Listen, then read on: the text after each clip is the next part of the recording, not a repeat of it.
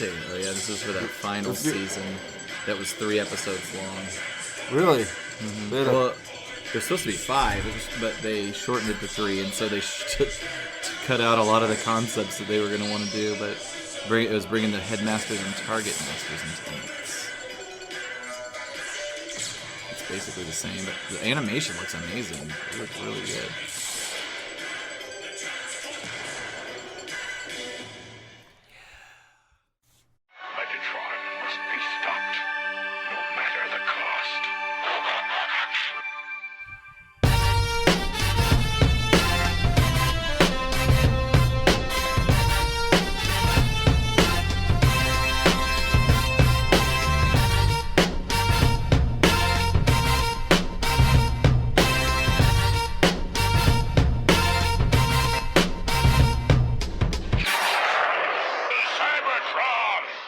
Hello, ladies and gentlemen, and welcome to the Autopod Decepticast. This is your weekly podcast that delivers a minute-by-minute breakdown of the 1986 Transformers movie. This is your episode 54, and what that means is we're going to cover the 53rd 01 minute to the 54th minute. And I am your host, Aaron, and joining me are two men who, like me, are proud to be the hosts of, I don't know, the 167th most popular, top-rated Transformers podcast on iTunes. Yes, did you count them down to ours? I can't because at this point on iTunes we're not even in. Okay. They're not even on the screen. Well, what are you I'm not going to go into it like I was wanting to go into it. No, you shouldn't. Don't. But it is disappointing. If anybody out there knows why, how to optimize us better for iTunes, I'm an open ears. Mm-hmm. Yeah. Who are you? I'm Ryan. And I'm Caleb, and I'm happy to. I mean, obviously, it would be better if our SEO was improved, but Yeah, it doesn't bother me that much. I'm happy to be here. The only reason I'm it happy makes to me be mad. here. Just let me say that I just love you guys, and I'm happy to be here with you guys. I know we haven't been together in a while, sexually or in a room, Sexually. and I'm not doing the rant I had written out, but it just makes me mad because it feels like the goalpost move. And I know it's on me it's on us to stay on top of the tech or whatever it is to be smart enough to do it. But why are the goalposts moving anyway? All right. So God, that's cripplingly boring. Okay, last episode recap. Is it worth it? Let me search it. Wait, what are you gonna have to do? Like put your thing down? Yeah, flip it and reverse it. I think that's the key. I think that's what we need to do. It all comes down to Missy Elliott. Yeah. Like her, I Can't Stand the Rain. No. Which technically that isn't even Missy Elliott. That's not a Missy Elliott reference. Who did that song? Did she redo it? Well, that's I Can't Stand the Rain. It's like an old disco song. Really? It's Raining Men. Yeah. Hallelujah. Yeah, where are your weather girls? There you go. Let's steer this back to our We're back, baby. Yeah.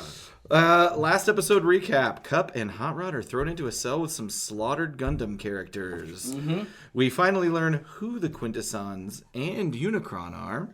And Kranix is pulled from prison to stand trial. Will it go as well for him as it did for Sam Jackson's character in A Time to Kill?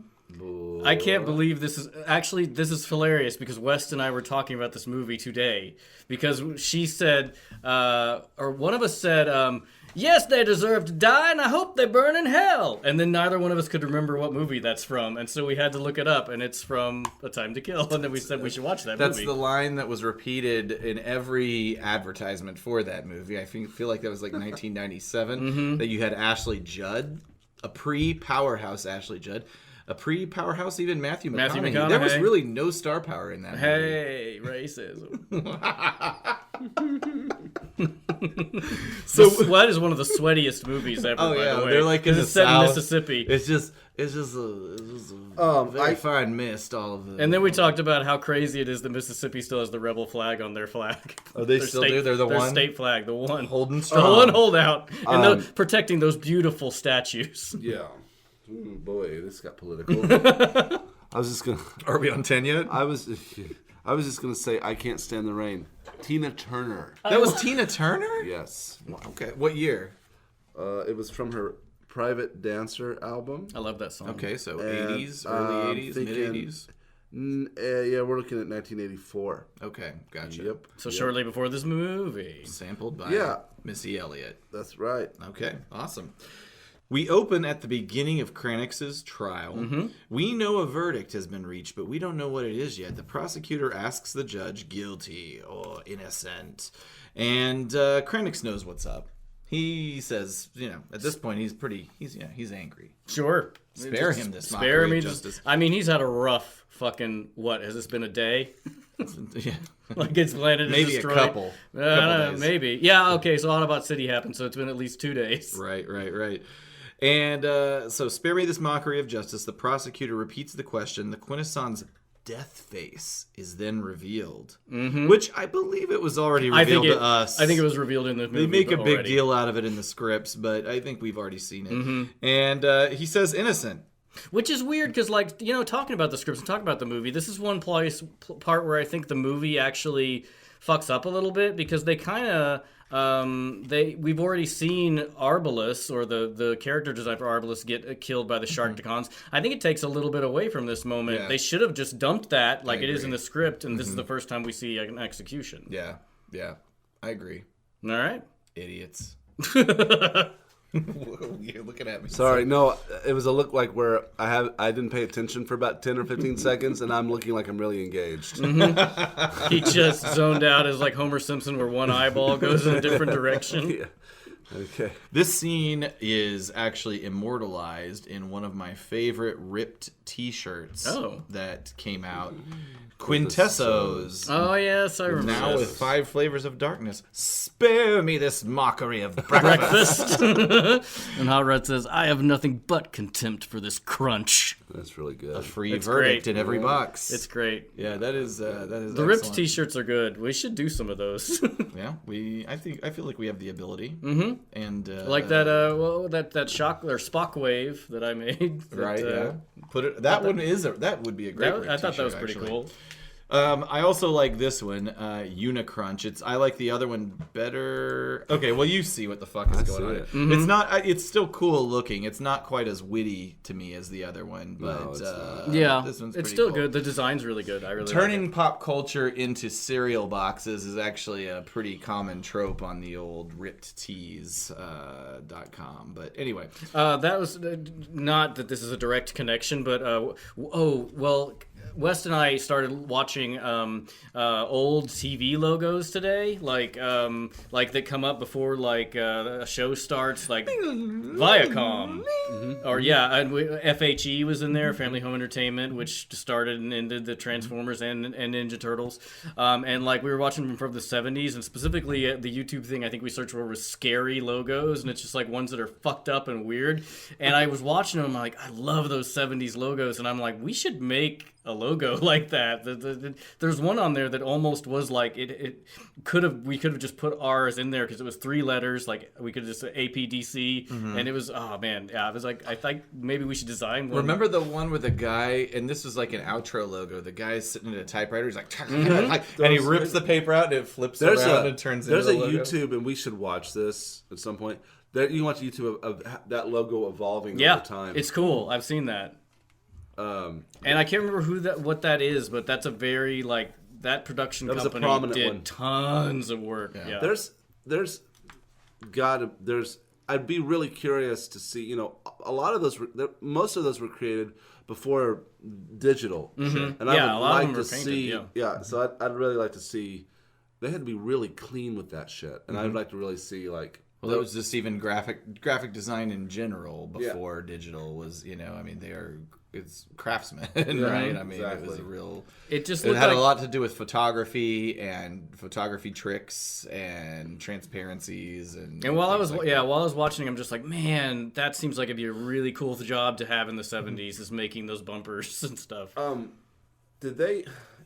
I don't remember. I've seen some kind of thing about MGM Grand where they do the depth. You know how you do that depth animation. The Disney. They did some of that for the MGM Grand, and they used a real lion, and I can't remember if that was a real or fake thing. Where they, I don't know what you're talking about. You know the MGM, like the Oh, lion, okay, roaring yeah, yeah. lion. where they had a Gotcha. real lion in the studio. positioned with blocked out with all the different graphics. I mean, I think they would have had to have done that. Yeah, That's fucking crazy. no, yeah, they figured it out. So let's do that. Sorry. Let's get a lion and. So Kranix is deemed innocent, and he steps back, a look of horror on his face. It's as if he knows what's about to happen. I mean, he has a window into that arena. It feels like, well, how long have they kept him here? I mean, I guess At least he a couldn't have day. been here more than like 6 hours by the timeline of this movie. But he steps back, the plank drops, Kranix falls into the pit below. We see some 25 plus Sharkticons waiting, drooling. He screams as he falls. He delivers a 10-point splash into the energon would water not call down that below. And it's at 53:22, and he splashes into the water. And this is another aspect where I think it weakens what's about to happen, actually, by having Arbalest in the previous couple minutes where he gets attacked by the Sharkticons. Because here, they wait until Kranix pops out of the water for the Sharkticons to dive on him, which becomes important later when Hot Rod and Cup have their dealings, spoilers, with the Sharkticons. Do you want to let's remake this movie? We'll sell it and market it. We'll call it the Jet Cut, and the only difference will be that first death scene was taken out.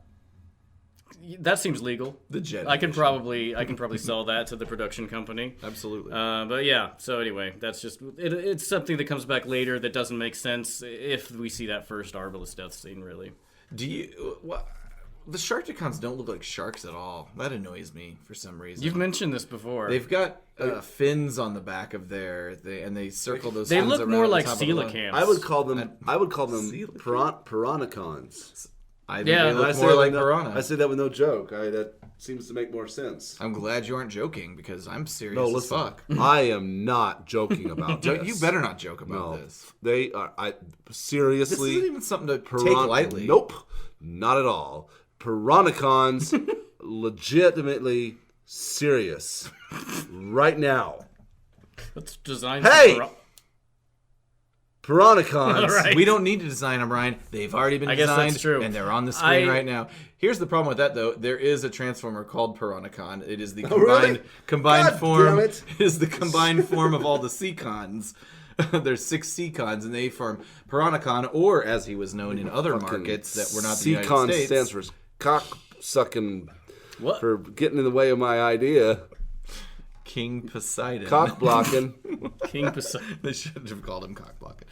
So I like this part right here. I where- do too. Hot Rod and Cup are staring down on the scene from their prison window. Their mouths are agape in shock. Hot Rod is so affected he's shaking, which I don't like the know if that's. shaking. I don't know He's like, if that's "Man, an animation how-" error. No, no, no, Or that's real. if it is That's it is not an performed to great effect to for show sure. emotion, yeah. 53:30. Yeah, his hand shakes, and I think that's meant to show frustration. Performed to great effect. I should have said executed since it's not really a performance, but. Drawing it live is very hard on the animator's wrists. That's right.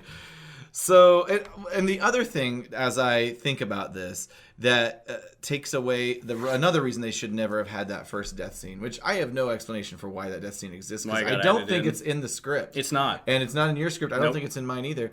But he says earlier in the movie, after that death scene, he cracks a joke. He says, "We've got to get a new travel agent." So he saw all that and took it lightly, and now he's acting like it's the most disturbing thing he's ever seen in his life. You have to show that first death to understand the innocent verdict thing. I don't think so. Why does showing it twice matter? Because if you show it once because I think if you show it once and it's innocent and the guy gets tanked, I think it can be confusing. I don't agree. No more than seeing it one additional time. Yeah. I don't know if I do either, but and maybe that's what they thought. Maybe that may have been the justification. Or but maybe to they me, it just doesn't- needed something for them to be, or maybe they just needed something for them to be doing while they were being marched through the building. I don't know. Yeah, I don't know. I think you could have cut straight from him saying it reminds me of the slave mines to just throwing him in the cell. But and plus they brought Arbalest back into the equation. It does seem like tagged on like a producer's note or something. Do you think that Cup might have some sort of device in his crotch cavity that could help them escape from their cell? It doesn't matter because they're not going to use it. No. Well, no, obviously not. He certainly doesn't have the energon. Doesn't Hot Rod have guns connected to his arms? Yeah, that's an excellent point. Let's not get into that. Yeah, let's not. It has the capability. You're going to a place you don't want to go. Okay. Yeah, that's going to open a whole can of worms. This is fine. like tangential, but I was reading about Wolverine recently, and originally in the X-Men books, up until like I think it was like 2 years between the time he was introduced and the time they revealed that his claws were not attached to his gloves, because up to that point it had been implied the claws were the gloves because he never retracted them. And Chris Claremont changed that because he thought it would be too easy to disarm Wolverine otherwise, so he made them built into his hands. I think it's a good call. Yeah, it's a good call, but that's the whole thing. You can't really disarm Hot Rod. No. Huh? Unless you, I don't see him on his arm. Maybe I guess you could. You could literally disarm him. That's true. Based on the evidence in the cell. Or Springer, because he has that little thing that pops out of his wrist, that little wrist cannon. Right. They took my crotch. In fact, couldn't he suck his hand in, bring out his buzzsaw, cut through these bars, or the welder, and then cut out of town? These guys could easily escape. I guess there's no point because it only opens up into the Sharkticon pit, so it's like, where are they gonna go? Well, they could go the other way. Who knows if the that's cell came in? I guess that's true. That's true. They could shoot the Sharkticons with his arm cannons. Oh boy. The same arm cannons, by the way, that shot an Autobot shuttle out of the sky. The arcs, yeah. Down to that bitch. Again, what a stupid fucking movie. Well, like Aaron said, what a waste of time this is. What are we doing? Caleb is hostile this Sorry, episode. I'm drinking a little bit. I'll be okay. I like how every episode one of us has to make an excuse, and it's never me. At least I don't because I'm a functioning alcoholic, so my tolerance is crazy high. We don't have the kind of the discipline that you do have when it comes to. Hey, if you're gonna be an alcoholic, you have to pace yourself and make sure you are never seen as out of control in front of other people, because then you get interventions. Right, like when he took off his clothes we can't be cool and walk around with a big split in our pants like you did this evening. I don't know if that'll even have come out yet, but yeah, I thought we'll put that story in there. Yeah, well, that's true, and I did get naked. I was pretty drunk that night. Not today, but were you there at the hot? You were Aaron there at was the hot saying tub night. whenever I got naked. Ben was here. Yeah, it was before. I was here. It was before the Ben episode. Whenever Aaron was like leaned over to you, Caleb, and at some point was like, "I don't think we're ever going to see West again." And I defended you. I was like, "Nah, she's at this." She knows. I said, "Look at her. If she's still here at this point, she's cool." Yeah, she knew. That's a recap to a hot tub party we had with a handful of friends, and Ryan took all his clothes off for a while. Which you would think. I mean, I guess like you say hot tub party, you expect that kind of thing to happen, but not really. No. Not in your 40s. Not when you're in our group of friends. Not in your 40s and not in the 70s when it's a key party. Incidentally, I'm sorry, this is another tangent, but we watched The Grinch That Stole Christmas recently. There's a key party scene in that movie. There's one of you can see through the window there, the Who's are having a party and they're putting keys into a fishbowl. Are you sure it's not like a a don't drive drunk, I'm giving up my keys type idea? No, because that's not what the it's definitely a group sex thing. It is right. The way they're acting, it is definitely they're going to have an orgy. All right. By the way, listeners, if you don't know what a key party is, don't don't Google it at work. Is a key party technically an orgy? But no, it's like a key party, it's like a swingers thing, because you reach in and you pull out somebody's keys, and whoever's keys they are, you go off with them and bang. Right. That's we all the three of us are very familiar. Yeah, with we that. all know. Yeah, we do that all the time. That was what we did after the roast. That's right. My wife wasn't here. I know, thank God. Whoa. I don't know where this is going. That shot could have been across a couple of bows. Yeah, sorry, dude. Okay, so hey, hold on. Cut that out, please. Nope. God damn it. Cut it out. Okay, I'm sorry. Big deal. I love how when we do space work on an audio medium.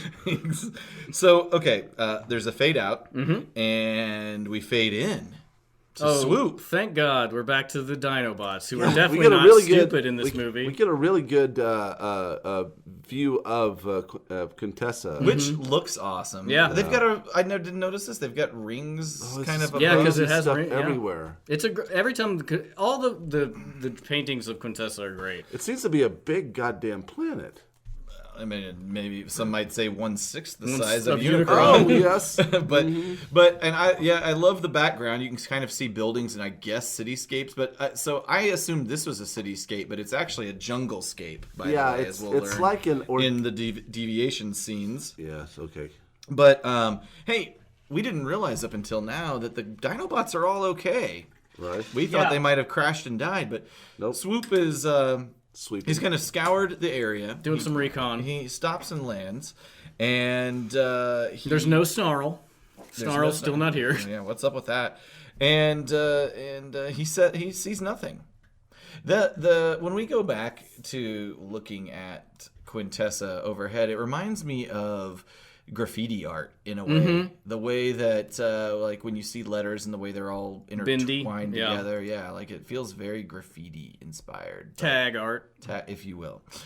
So, at any rate, after Swoop makes his pronouncement, Grimlock, for some reason, feels like he needs to let everybody know that he's sure Hot Rod and Cup are close by. Well, that's the whole thing. If you're a leader, you got to project leadership and confidence all the time. That's right, dumb confidence.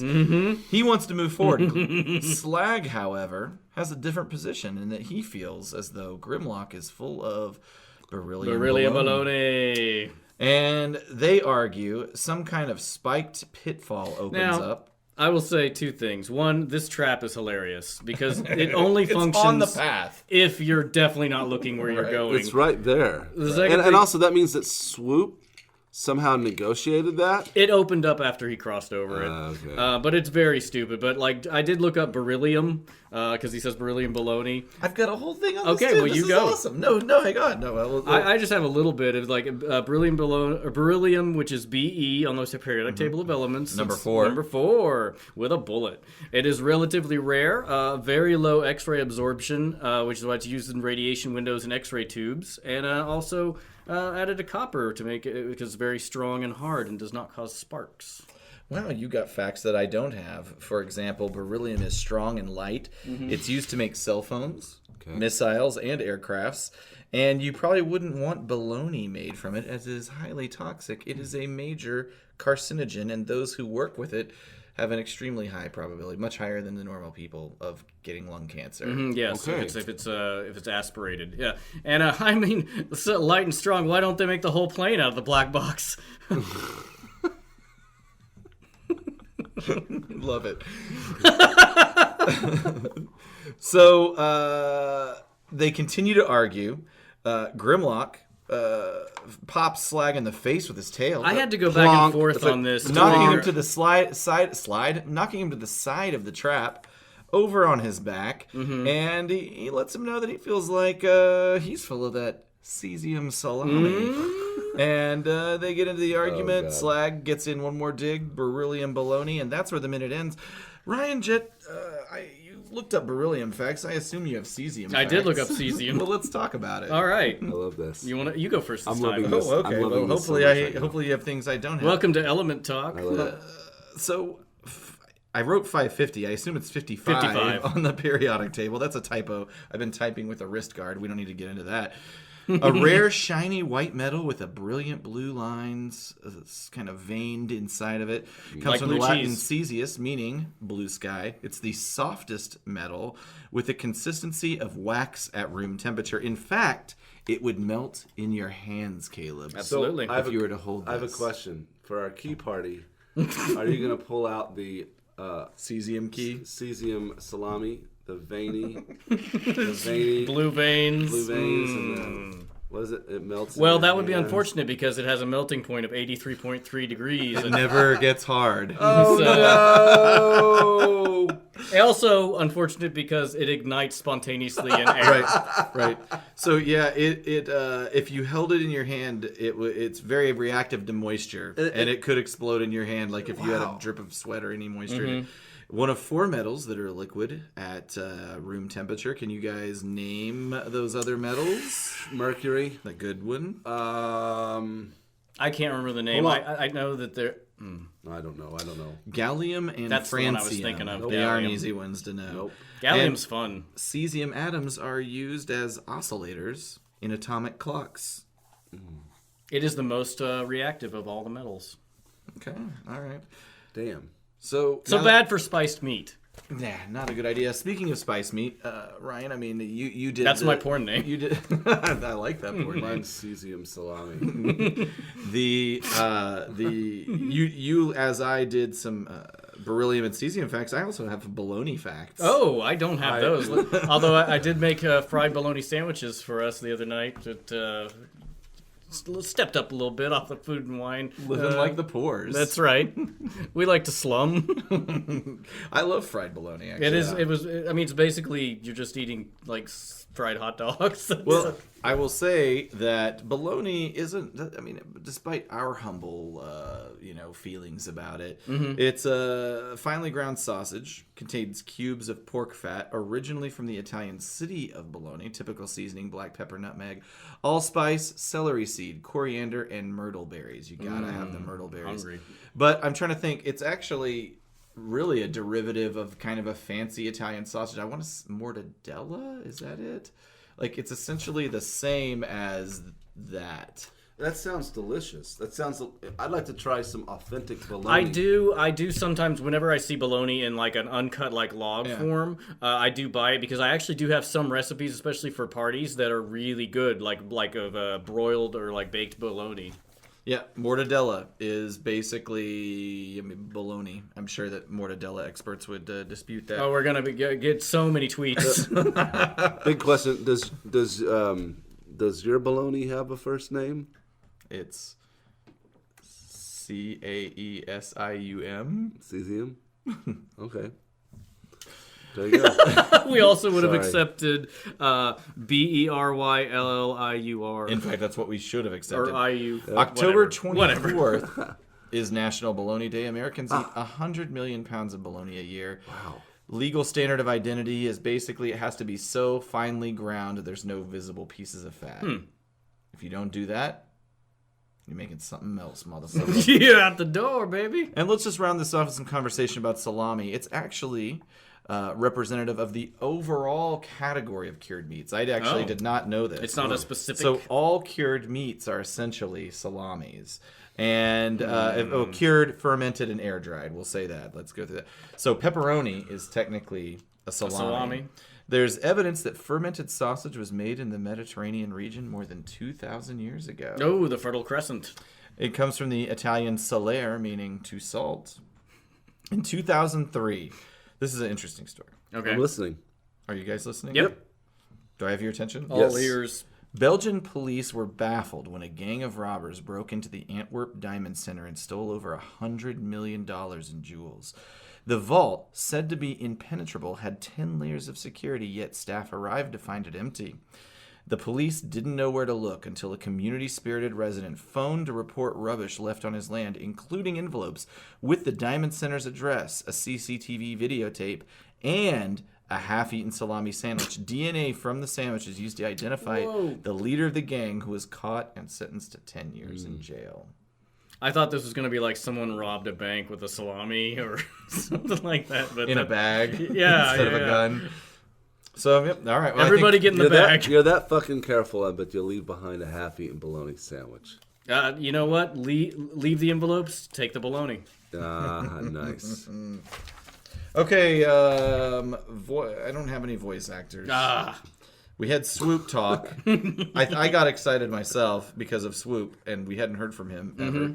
But he's voiced by Michael Bell, who is also Prowl and Sideswipe. Grimlock, of course. It's Michael Bell, still alive. Yeah. Thank God. So is Greg Berger, Greg Berger.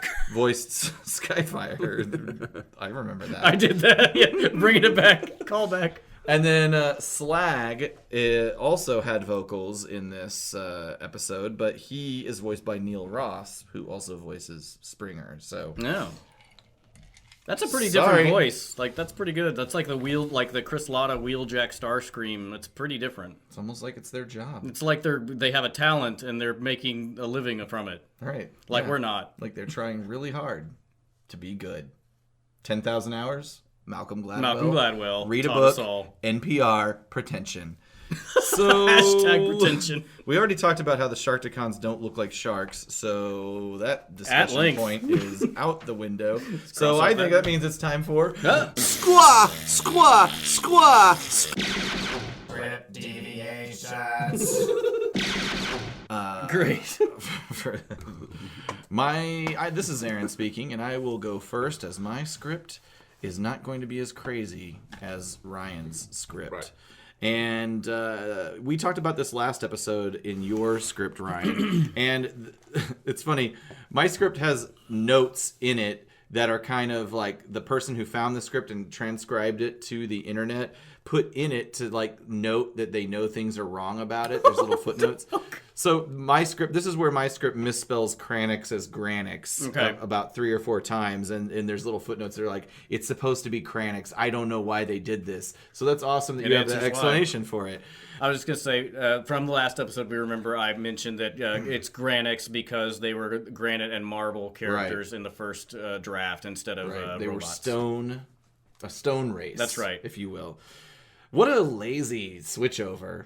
Well, they're not stone anymore. What should we do? Honestly, I think they did that so that they could kill them. Because if they're organic rock, that is a little closer to like a living thing. Oh, wow. And I just have you read that? No, that's just my own theory. I just like the concept that they're still like mechanical somehow, like similar to like. I like to think that they're cousins, offshoots, maybe. Which back on, like they immigrated. Speaking of the rocks, that like back on episode 51 on our web page, I in that picture of my war that I had on the couch with the toys, there are some rock lords in there, which are basically I think they were GoBots. Yeah, they were. I think they were GoBots. Yeah. Mm-hmm. So in my version of the script, the dissolve after Kranix's death is to the team on Junk, not to the Dinobots. So that's how they planned it originally. But when it does reintroduce the Dinobots, there are all kinds of traps. Not just we saw that pit open up, that spiky pit, but there's all kinds of other traps being sprung all around them, narrowly missing while the Dinobots ignorantly stumble about it. At some point, there's like a Venus flytrap that almost eats Swoop as he's flying about. There's the spiked pit, and then there's also some kind of sword tree that springs into action at a certain point and just narrowly like flops down over on top of them and narrowly misses them. So lots of dangerous. Very dangerous planet. Yeah, exactly. Yeah. I'm assuming much like the animal-esque life, the plant life maybe is also designed by the Quintessons for murderous intent. Absolutely. Is that all you had? That's it. All right. Mine is pretty different. In this one, the Sharkticons basically in their last episode they took Kranix, out of the cell as we see it in the movie. But he's thrust into an arena in a fenced ring and handed a long-handled stun stick. Which delivers an explosive electrical charge. So essentially, he has a fighting chance. Yeah, what this becomes is it's like gladiatorial as opposed to a Sharkticon pit. I kind of like that. Mm-hmm. Yeah. And then the lead Quintesson says, "Trespasser, hear me. Your punishment is prescribed by Quintesson law. Extermination by consumption." And then his face rotates to his fifth expression, a death's head. And Cup says, "The fifth face!" There it was. It was a slow build. Yep, and they mentioned it, and then they carried through on showing it. Boy, you sure did. The fifth face. The fifth face? And then I've only seen 4. Oh, there it is. He dropped the fifth face. And then the Sharkticons, there are 4 of them that are attacking Kranix. He manages to take out 2 of them, but then the other 2 basically attack him and consume him. And then Cup says, not the end I'd wish for, lad. And then Hot Rod says, then we better figure something out before we're called into the arena. I didn't break my transducer to pass cosmic algebra just to wind up as a main course at a Sharkticon buffet. College or something? Autobot It's a convoluted he's young. college joke. He's young. The Sharkticons start herding them away. Then we see the castle-like structure where we cut to the Dinobots. And Grimlock says that he thinks that Cup and Hot Rod are close. And then in this one, Sludge is the one who is like, I don't think that's true. And they actually make fun of him. The other 3 make fun of him. Slag says, him Grimlock sensitive. Blah, blah, blah. Snickering laugh. Sludge, sensitive. Shakes head. Swoop say tee-hee. Swoop say tee-hee-hee. What? Because Grimlock's like, basically he says, me Grimlock think Cup and Hot Rod close. Me Grimlock sensitive to friends. God. I should have read that before that, but yeah. So in this world, they're super macho and nobody. Yeah, it's quite, and that's basically where we'll end up there. All right, no Caesium salami. Oh, I'm sorry. To cap that off, at the end of all that mockery, Sludge says, "Oh, what's sensitive mean?" Oh God, they're dumb guys. Oh, it's so bad. It's So there's so no salami, no bologna, no traps. Well, no... not yet. Oh, hold up. Wait a minute. Save it for next time. Okay. All right. So okay, we can. I'm the ghost of the iconic moment. You know, man, that guy. He just shows up. He says it, and then he leaves. I guess is it only around Christmas time that we get to have a productive conversation? I got a birthday around the corner. I wonder if he'll show up for that. Perhaps. Around the corner. 2 months. Where fudge is made. Jesus Christ. We're doing infant jokes. I should call that. It'd be a new nickname for the fifth face. Fudge? I don't know. It just as a butthole. Yeah, he showed me the fifth face. It's got to go somehow. I don't know. It's a work in progress. So, what do you guys think is the iconic? Caleb, did you have an iconic moment? Nope. Challenge. All right. I would say for me, it's just I love the line, "Spare me this mockery of justice." That's my favorite. Yeah. I put the death of Kranix. I mean, they play that up for emotional effect really well. Mm-hmm. And I felt like, despite the fact that we kind of had a teaser of how this planet works, it still worked. It's more close up, and You saw the shaky hands. Exactly. For some reason, this one affected. I guess because Hot Rod talked to him and it personalized him. Right. We didn't care about him before. Exactly. Some dude. All right. Yeah. What else, guys? Next time on the Autopod Decepticast. You have to point to me every time to do that. I never remember that's okay. next. Hey, that's how we help each other out. That's right. The dinos make an amigo while 3 winos massage their own egos. Wow. I'm referring to us. Asterisk. There are footnotes in this rhyme. Listen to the show, everybody. iTunes, Stitcher, Google Play, and TuneIn. And, of course, there's our social media, Twitter, Facebook, and Instagram. All of them at Autopod Decepticast. And the old web presence at AutopodDecepticast.com, which reminds me, we should put that Voltron castle up on the other one, like 2 episodes ago. Sure, I can do that. I mean, yeah, pull back the curtain. Voltron Castle, everybody. And what else we got? I was going to put that. I put Snake Mountain on that one too. Yeah, but on this one, I'm not sure. I can't even remember. Like, I don't have any notes about what to put up here. So, again, whenever I go through the episode, I write it down. Rock Lords? Yeah. Maybe do like a Rock Lord commercial. There was salami. How's the sausage made? You should literally. If there's any footage of Caesium like reacting, that would be. Oh, I'm 100% sure there is.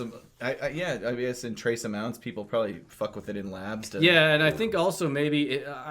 Maybe this was a different kind of chemical, but Grant Thompson, the King of Random on YouTube, he has some videos where he explodes things with like a little chemical powder and stuff like that. Maybe it's cesium. I don't know. Ripped T-shirt.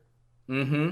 Absolutely, go there and okay, that's it, everybody. That's all we got. If you like the things we just mentioned, go to our website. Check it out. There's always something Goodbye. cool. Did you? Goodbye. Oh, Shut sorry, up. sorry. Goodbye. Bye. Goodbye, everybody. Bye. Shut up. Goodbye. Good face.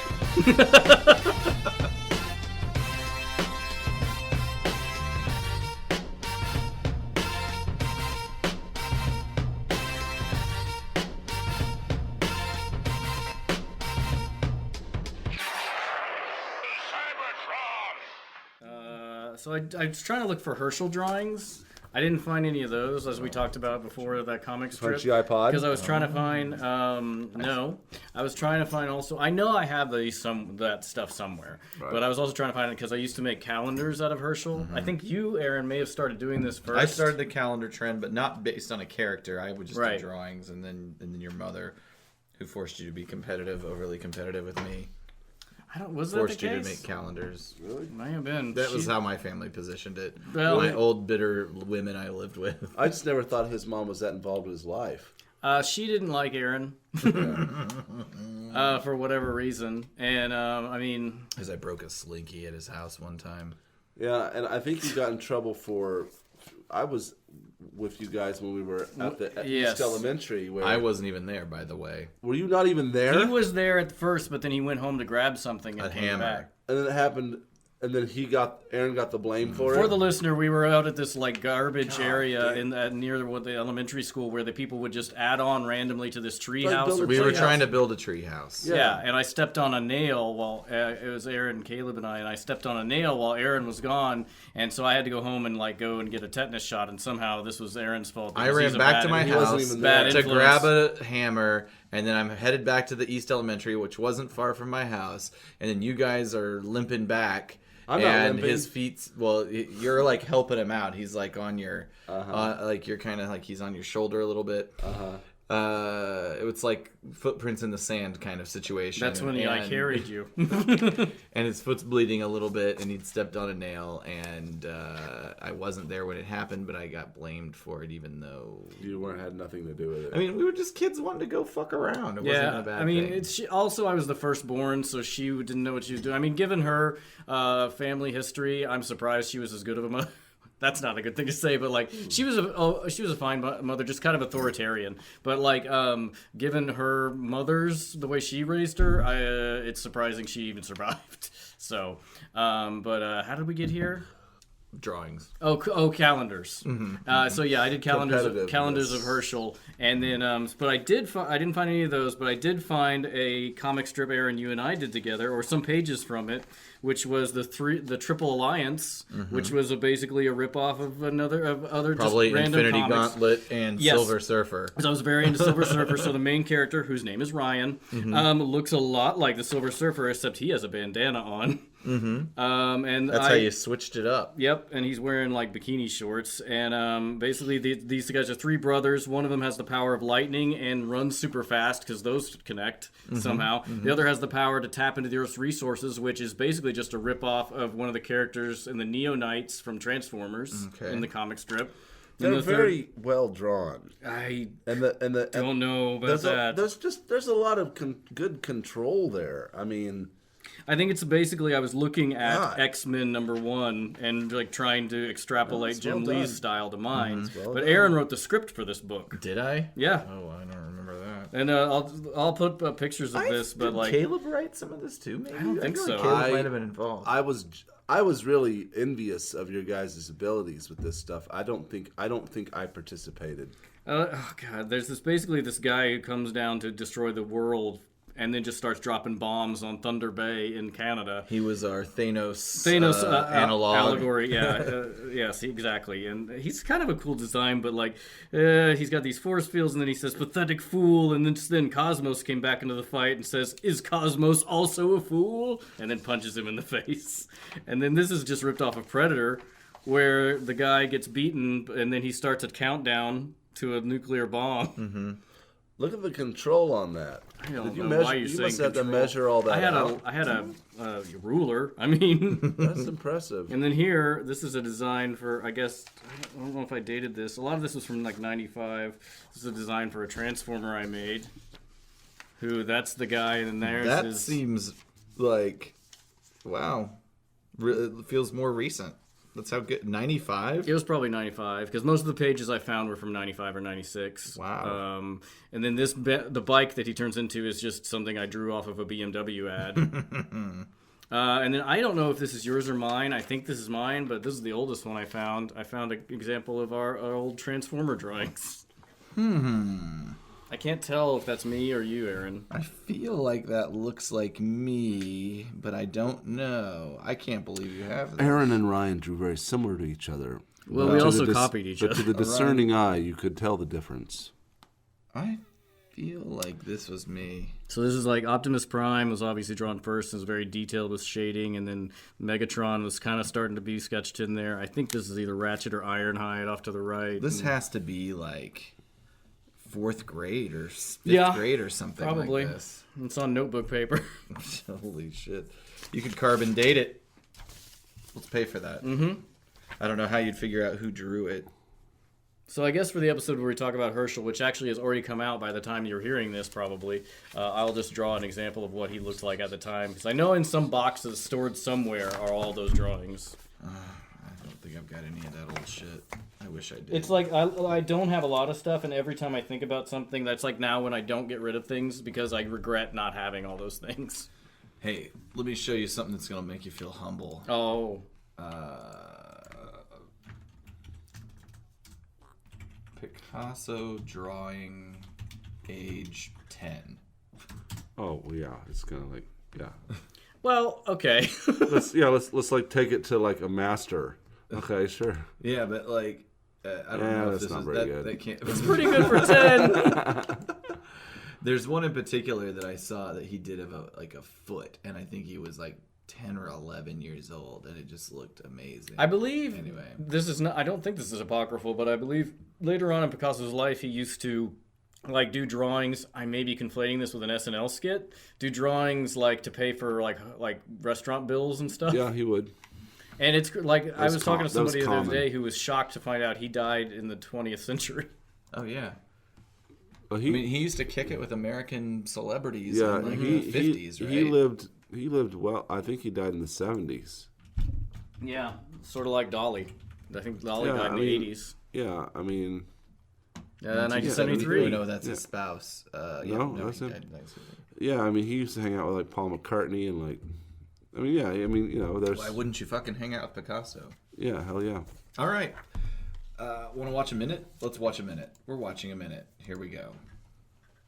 Blow cells, where we sell good.